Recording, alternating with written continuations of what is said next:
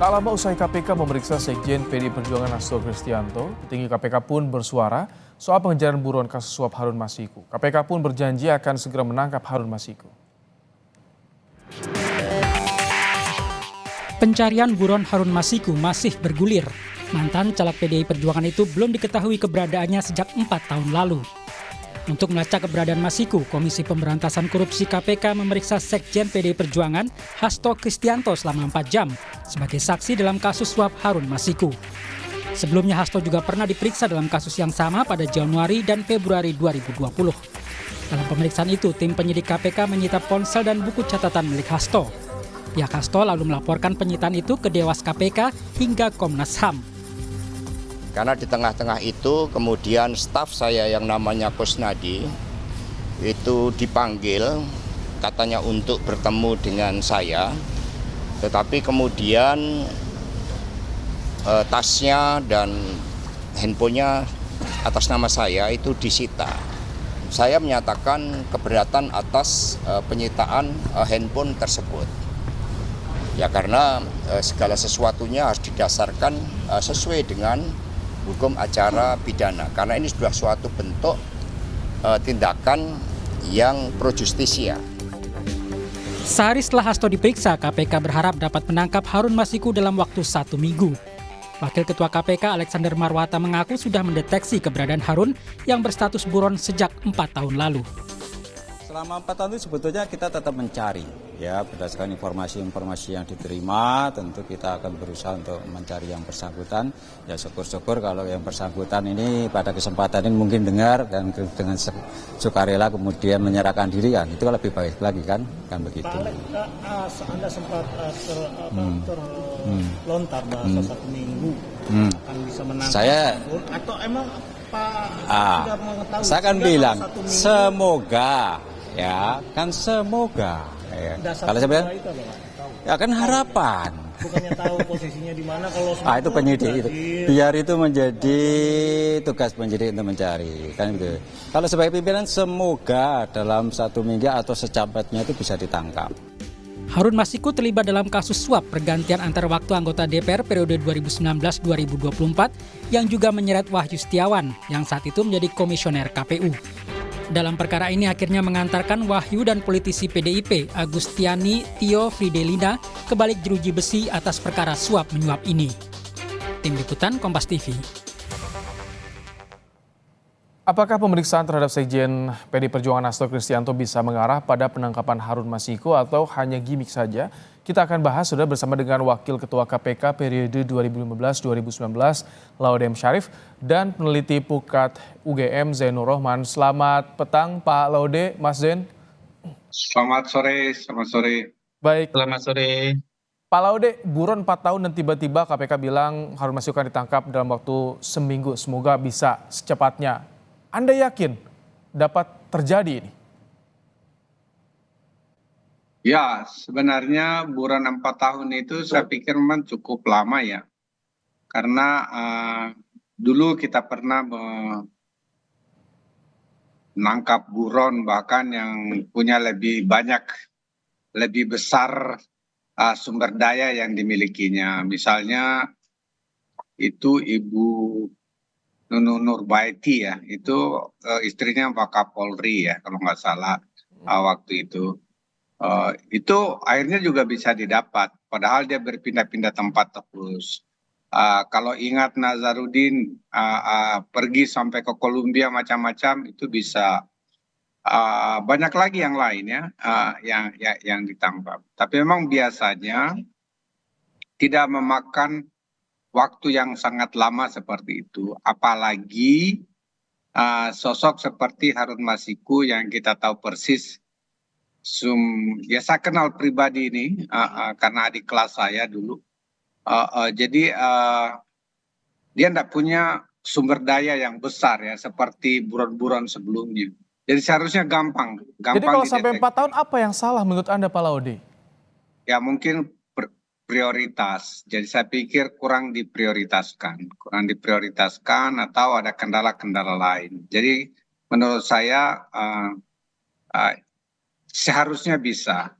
Jadi ketika misalnya, dan sebenarnya kalau yang benar itu kalau kita mencari buron itu kita tidak boleh berbicara di media terbuka di mana keberadaannya, Oke. kira-kira kapan akan bisa ditangkap, seperti itu. Itu kan berarti itu harusnya operasi senyap, nggak boleh bicara.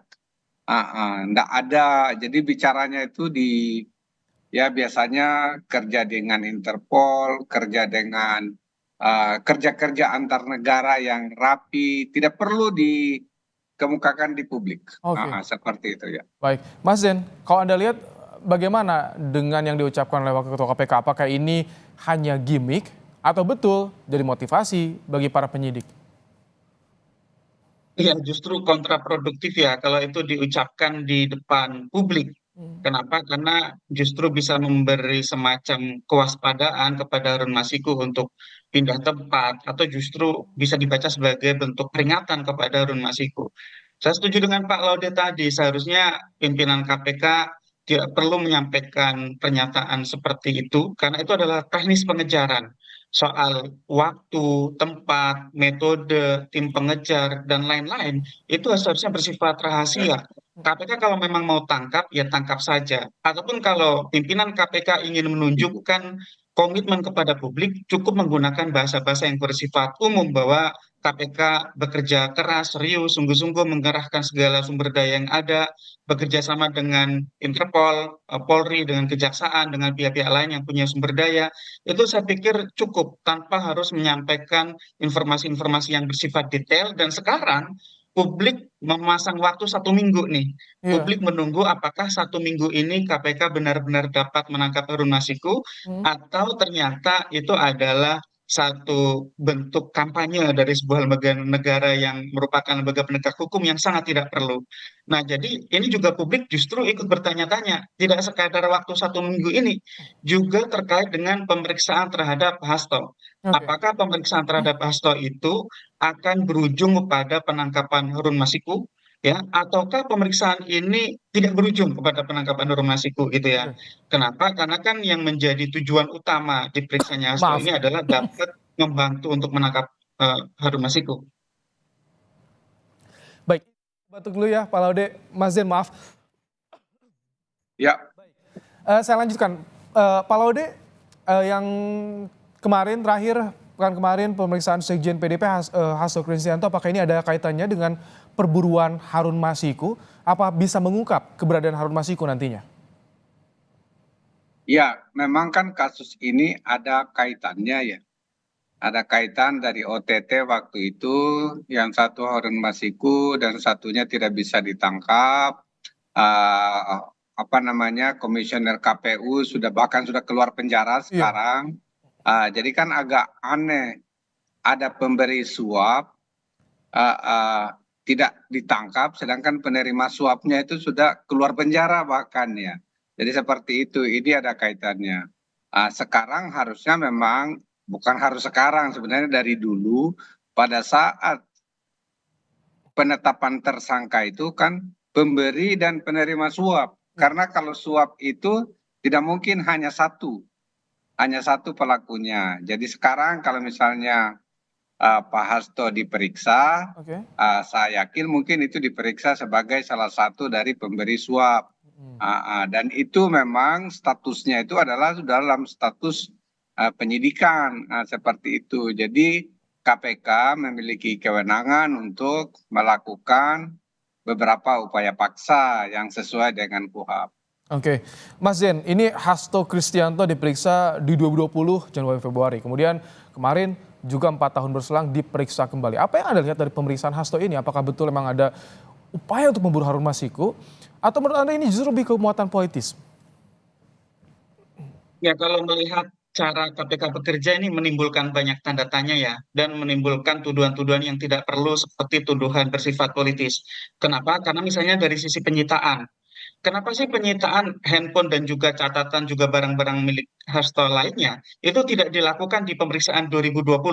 Kalau dulu misalnya dilakukan penyitaan di tahun 2020, mungkin jejak komunikasi masih ada. Kalau sekarang ya mungkin handphonenya sudah ganti, SIM card-nya ganti gitu ya, juga catatannya juga sudah tidak ada dan seterusnya. Tentu itu kan menyulitkan gitu ya. Nah, tetapi ya saya melihat memang sebenarnya selain upaya untuk mengungkap ya terjadinya suap menyuap, yang perlu untuk ditindaklanjuti oleh KPK di dalamnya adalah dugaan terjadinya obstruction of justice, menghalang-halangi penyidikan. Kenapa? Karena setelah kasus penyuapan, itu kan tim KPK melakukan pengejaran terhadap Harun Masiku. Diduga Harun Masiku bertemu dengan seseorang di sebuah properti milik instansi milik lembaga penegak hukum. Di situ ada informasi bahwa para penyidik dan penyelidik KPK dilakukan penyekapan sampai pagi, sehingga kemudian Harun Masiku itu lari gitu ya. Oke. Nah, pelarian Harun Masiku ya ini ditengarai atas bantuan pihak-pihak tertentu, perlindungan, asistensi, atau bahkan diatur. Nah, itu semua merupakan bentuk obstruction of justice, menghalang-halangi penyidikan, dan itu adalah pidana. Nah, saya melihat bahwa KPK punya kewajiban, selain mengungkap suapnya dengan segera menangkap Harun Masiku, tetapi juga melanjutkan kepada dugaan terjadinya obstruction of justice, menghalang-halangi penyidikan. Oh baik. Nah, di dua perkara ini adalah suap dan obstruction of justice. Apakah itu bisa dibantu alat buktinya dengan melakukan penyitaan terhadap handphone atau bentuk benda-benda milik Hasto lainnya? Oke. Nah, saya sih menduga itu bisa dari situ. Baik, Pak Laude, kalau Anda lihat setuju ada upaya obstruction of justice di sini selain tadi skala prioritas yang Anda singgung. Kalau melihat dari rentetan proses yang terjadi saat ini, Pak Laude. Ya, pada waktu itu memang dirasakan oleh penyidik-penyidik KPK dihalang-halangi. Jadi ketika kita menghalang-halangi itu, itulah bisa kita anggap sebagai bagian dari obstruction of justice. Ya, itu ada kemungkinan untuk itu. Tapi ini sudah lama. Yang itu sebenarnya itu ya kenapa baru bergulir kembali. Harusnya kan sama dengan makanan, kalau operasi tangkap tangan itu harus diselesaikan secepatnya ketika masih hangat gorengannya. Kalau sudah dingin, itu kan sudah bisa menghilangkan barang bukti, menghapus semua catatan, dan seterusnya. Berbeda dengan kasus yang dibangun dari awal. Bukan operasi tangkap tangan.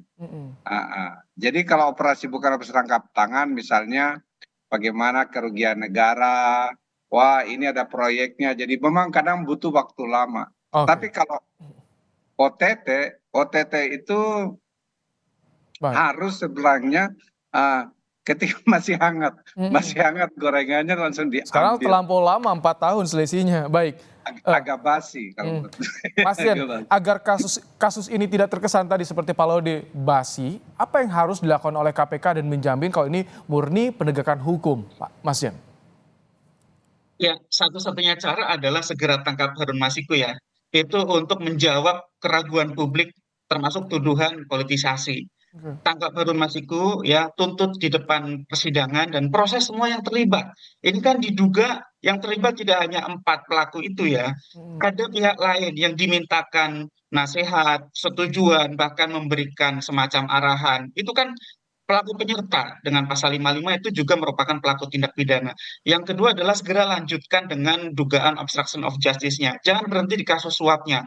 Ini untuk menjawab bahwa KPK itu ya independen dan tidak tunduk kepada segala bentuk tekanan termasuk dalam bentuk tekanan kekuasaan atau tekanan oleh institusi lain, apalagi institusi lain adalah institusi penegak hukum. Sehingga saat ini yang ingin dilihat oleh publik pembuktiannya itu bukan dalam bentuk kata-kata, tapi dalam bentuk aksi nyata. Harun Masiku bisa ditangkap oleh KPK. Kalau tadi kita dengar dari Pak Laude, ini bukan soal kemampuan kok. KPK itu mampu menangkap Nunung Nurbaiti di Thailand, mampu menangkap Nazarudin di Kolombia. Ini kemauan, willingness.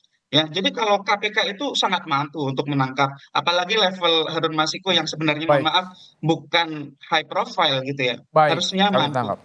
Ingin atau tidak kemauan atau tidak ada kemauan. Baik, terima kasih Mas Dian, peneliti Pukat UGM, dan juga Pak Laude, mantan Wakil Ketua KPK, telah bergabung bersama kami dan berbagi pandangan di Kompas Petang sore hari ini. Terima kasih.